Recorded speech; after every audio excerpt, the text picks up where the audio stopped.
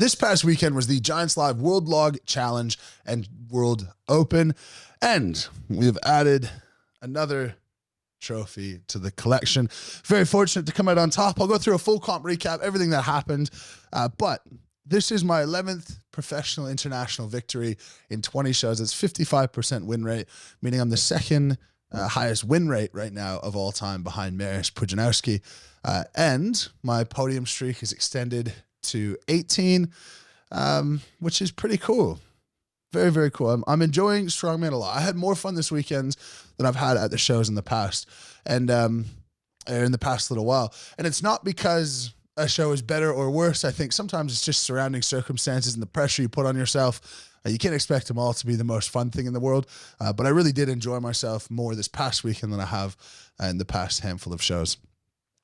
Now, let's dive straight in. It started with the World Log Challenge. We had the current world record holder, Iron Bibby, and frankly, there was really no one else that was in contention to break the log lift record, which was 230 kilos, and he was attempting 231. There was some chat beforehand about him attempting 235, and frankly, you look at this guy, and he is the largest human being I've ever seen in person in terms of muscle mass and width and thickness. He doesn't look like a normal human being. He is massive, upwards of 450 pounds, as much as he doesn't want to be. He is a monster. We had several other guys who were very strong. So we had Andre Foytu, who was looking to break the under 23, the junior world log record. We had Luke Richardson, who was back from injury for quite a while. Nathan Goldry, who was there for his first Giants Live appearance. Evan Singleton, who was third at World's Strongest Man this year. We had a phenomenal field. And in the log press, the thing that some guys don't understand, this log is particularly challenging. For anyone watching at home, when we do a log press, they're not always the same. The log you use in the gym and the log you use in competition, never the same. The length makes a difference. The width makes a difference. How the weight is distributed makes a difference. And this log tends to be difficult for people. There were 6 guys who were saying they were going to press 210 kilos, which would be far and away the greatest log pressing show in history.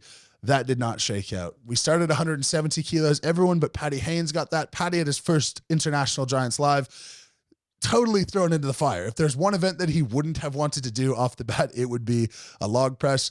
So he got that out of the way, failed the 170. Everyone else kicked on. A fair number of guys dropped out at 185. Evan Singleton wasn't able to get 185, which was a shocker. When it comes to the whole show, him and I were the favorites. So that opened up quite a gap. Luke Richardson went to press to 170, went to press to 185 on both. He failed the first attempt and didn't look so good, but found a way to get it done. Fast forward to 200 kilos. The only people to hit here were me and Andre Foytu. Andre, extremely strong. Like I said, under 23 from the Czech Republic, and phenomenal. He was in my group at Worlds. And to give you an idea of how good he is, I was making deals with him to tie on events because I didn't want to overwork myself in the group stage. AKA, he would have pushed me in the group stage at World as the reigning World's Strongest Man as a junior. So he is someone to absolutely look out for in the future. So him and I both hit 200. Last year at the World Log Challenge, I missed 210. Tom Stoltman hit 210, and that started the reason that he won that show. So I was determined to hit a PB. I did 213 in training, but again, this log and the one at home, not the same thing. I went up after Andre, who had hit 210. And in terms of the whole competition, we were the only ones left. Of course, Iron Bibby kicked on as well. And then at 210, I pressed it. And I pressed it a little bit out of line, and I actually had to do like this little dance with it. I don't know how I managed to keep it up, but I think it's a testament to the increased tricep power that I've gained over the last little while. So I hit 210, PB for me. I said, that's all good. To be honest, I think if I hit 220 perfectly, I probably could hit that as well. But we had 4 more events to consider, so I just left it there. Andre gave a crack at 220. That wasn't his day to hit 220, but it will be very, very soon.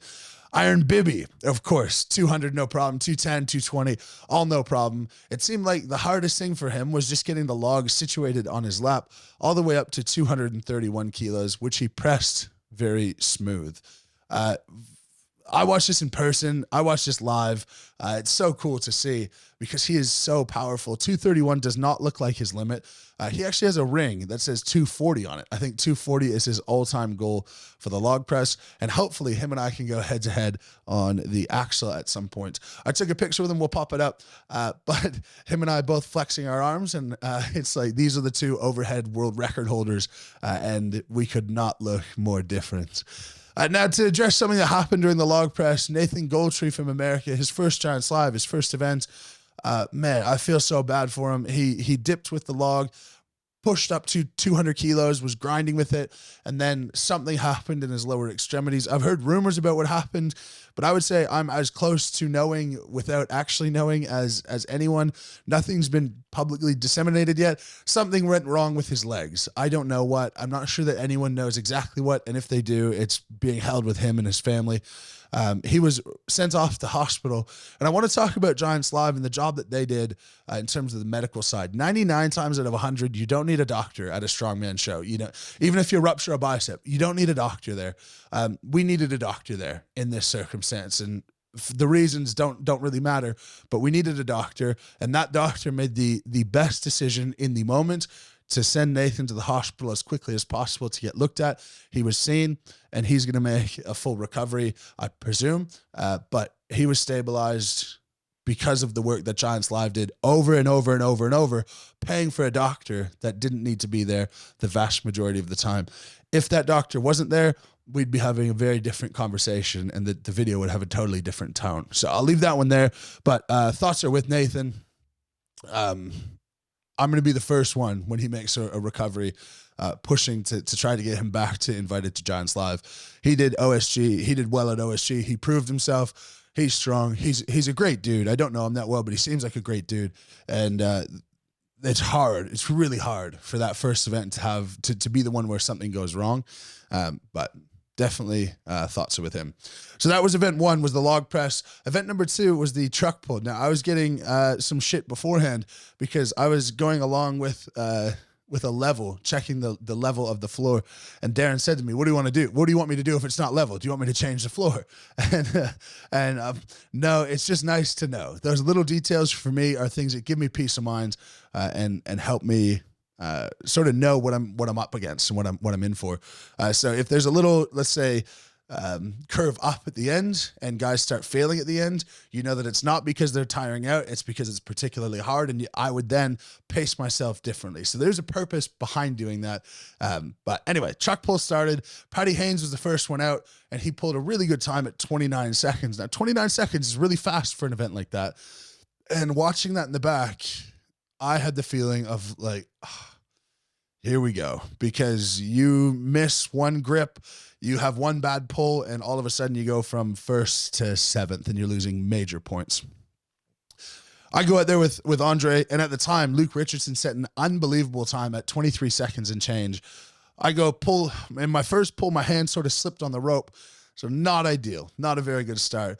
Got it going pretty fast. And I went to arm over arm method instead of big pulls. Myself and Maxime Boudreau were the only ones to do that. I did that at the advice of Coach Laws. And it was a good way to keep a light truck going. Thankfully, I recovered from my hand slipping on the rope, and I ended up second in that event. At this stage, I was in first. Luke Richardson was in second. I had a few point gap on him. But Luke, for those who don't know his story, he's torn his lat, he's torn his bicep, he's torn his hamstring, all concurrently. He's been out of strongman longer than I've been in it, and he's younger than me. He has so much potential, and I truly believe he could win World's Strongest Man because of, one, his potential, but two, his just never-ending quit. If you're looking for someone to be inspired by, about not getting knocked down and getting back up time and time and time and time again, go ahead and check out Luke Richardson. To my knowledge, he doesn't have a YouTube, but head over to his Instagram. I believe he will be a world champion one day. Now, I was in first, I was in second for that event. Luke Richardson was in first. Andre, who I tied with on the log, fell back. I believe he was about seventh on this event, meaning that I had a reasonable lead, a few points over Luke. Now, third event was the deadlift. For me at Giants Live, these axle deadlifts, here it was 350 kilos or around 780 pounds. It's turned into a bit of a banker event for me. The last few times I've done them, I've won the event without having to go all out, which is the best feeling ever. It just turns into a training deadlift session, and you don't need to You don't need to worry about being totally taxed or your brain exploding with the deadlift suit on or anything like that. The results here across the board. Shout out Maxime Boudreau. He got 1 rep on the deadlift, and that's a huge one for him, and that'll come back in a couple of events. I'll talk about that. But he got a rep. Paddy Haynes, unbelievable performance with 7 at his first Giants Live, which was great because he had a tough time on the log. He was the first one out for the arm over arm. Then for the deadlift, it was his first true chance to put in a good performance. If you're first out for an arm over arm that no one's ever done, you're not going to do well regardless of who you are because you just don't know. It's just so difficult. So he put in a phenomenal performance with 7 reps. We had a big cluster of guys at 5 reps. This was Evan Singleton was in there. Alexei Novikov was in there. And then I was head-to-head with Luke Richardson. I cruised through 8s to get the event victory. I had some more left in me, but I checked the scores out. Laws helped me out. Didn't need to do any more. Luke got 5 as well. And this helps me in the overall show because all of those guys tying meant they all split those points. I was in the clear in first. Paddy got between us. So the gap here started to grow. And I believe at this stage, it was about 6 or 6.5 points going into the bag toss. Bag toss, it was 18 to 28 kilos over a 15-foot crossbar. And it's 4-time. World record here by Shane Flowers in 13.5 seconds. So just like the truck pull, this is one where no mistakes could be made. You have to really be on top of your game. You can't miss a bag or else you're going to fall down the standings quite a bit. So made my way through, watching all of the other guys. Very few actually got all 6 bags compared to what you would expect. And the only one to get all 6 bags smooth was Maxime Boudreau, who's one of the best throwers in the world. So I said to Laws, I'm going to go 80% speed, just make sure all the bags get over, do my job that way, all good. He nodded his head. In the group before me, Luke Richardson was in. And unfortunately for Luke, he missed the 6th bag, which is unusual for him because this is a really good event. But he was in 2nd at the time, and there was a bit of a gap to 3rd. So with Luke missing the 6th bag, at this stage, I knew if I hit 6 bags, that I would be in a very good spot. And I did just that. I was about 1 second behind Maxime, meaning that I was 2nd in the event, and Luke was down sort of mid-pack. I gained a few more points on him, and going into the last event, I was 10 points in the lead. With 12 competitors, 2 of them were out. If I did anything in the final event, I got 3 points, meaning I'd be 13.5 points ahead, and it would be impossible for Luke to catch me. I struggled with this backstage, and I'd love to know your guys' thoughts in the comments because I don't like not doing an event. I don't, and it's happened a few times now, which is a privilege for sure, but it's a privilege that sort of puts you in a bad situation because we're there to put on a show. We're there to entertain people and show people what we can do. But if I've already won the show and I compete in 3 weeks and I compete a few weeks after that, it's hard to justify any sort of little tweak or extra fatigue or anything that might happen injury-wise doing an event. Even if you're good at the events, you can't guarantee that you don't get hurt. So I was struggling with that backstage quite a bit. And funny enough, one of the Giants Live staff was the one who convinced me that it's probably best not to do it. And I do thank the Giants Live crew, Darren and Colin, very, very much for, in these scenarios, just being proud of what you've done, and you've earned the right to not have to do them. So there's no animosity there, which is quite nice.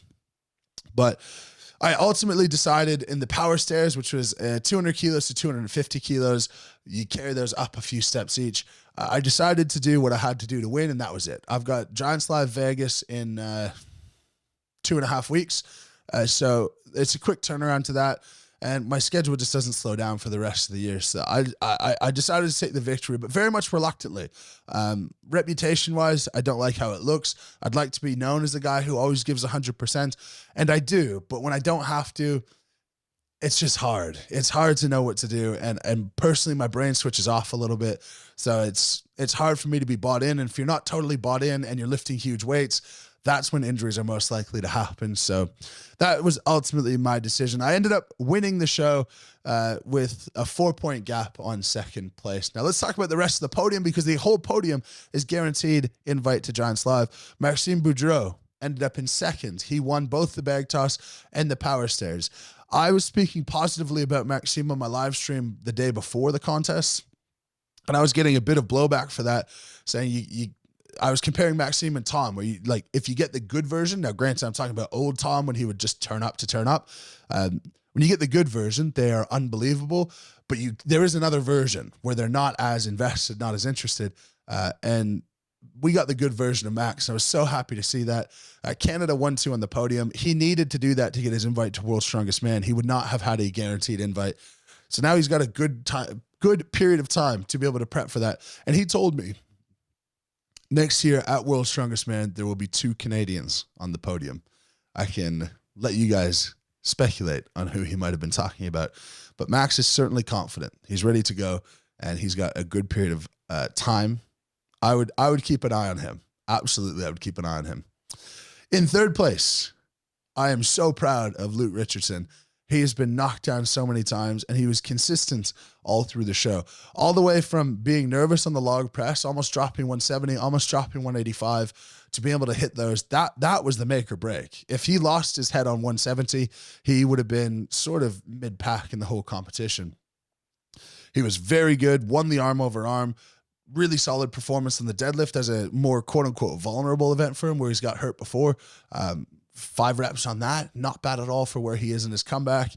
Bag toss, solid performance. He could have been closer. He definitely could have been second. I know he's probably kicking himself at some stage, but regardless, good enough to be able to make his way to the power stairs, which he finished, and he needed to finish those to come third place overall. That was the podium, and that was the World Log Challenge and World Open. So hats off to Maxime, hats off to Luke, and I'm very, very happy to come out with another Giants Live win. I've won 3 Giants Live now, and I am aiming to win 2 more this year. The first one's in Vegas in a few weeks' time. The next one is in Glasgow towards the end of October before the Rogue Invitational in Scotland as well. Right now, the most winning Giants Live athlete ever is Thor with 6. Evan Singleton has 5 right now, and I have 3. So I'd love to keep building that up. That'll be another sort of side project goal to keep stacking those on. Vegas has some amazing events for me. Max deadlift. I've deadlifted 475 kilos before. The world record is 501 kilos right now. I believe I'm way stronger right now overall than when I did 475. Now, does that mean I'm way stronger in the deadlift? I don't think so, but I'm going to get into the gym and see sort of where I'm at, have a feel out. I haven't done a huge deadlift prep, but I think I could hit a PB come Vegas. We also have the car walk where I'll be looking to set a world record. We've got deadlift for reps. We've got the wrecking ball hold, and we've got Atlas stones. I'm really confident with that set of events that I should be in a really good spot. And then kick on to Glasgow, which I don't know the events off the top of my head right now. One show at a time at the moment. I've got a handful of trips as well. In the meantime, I've got to go to Cincinnati, to LA, lots and lots of moving around. I am going to be stressing my system a lot between now and the end of the year. But that's the job that I signed up for. And I'll be making content all along the way, so you guys don't worry about that. Speaking of, if you haven't subscribed to the channel, please go ahead and do that. Click the subscribe button. The notification bell helps me out a lot as well, because if you get the notification, you watch the video straight away, it performs well early, and YouTube suggests that to more people if it gets good views early on. There's lots of ways that you can help out 100% for free. So if you want this information to get out to more people, please go ahead and hit the notification bell and subscribe to the channel. Leave a congratulations for Max and Luke below. Those guys are absolutely, they should be over the moon with how they performed, with the pressure that was put on them on the day. And if you want to support the channel, check out my coaching programs, link in the description, and our merch line, Lift Heavy, Be Kind, to inspire everyone to get into the gym, and that the gym is a place for everyone. As per usual, lift heavy, be kind, and we'll catch you tomorrow.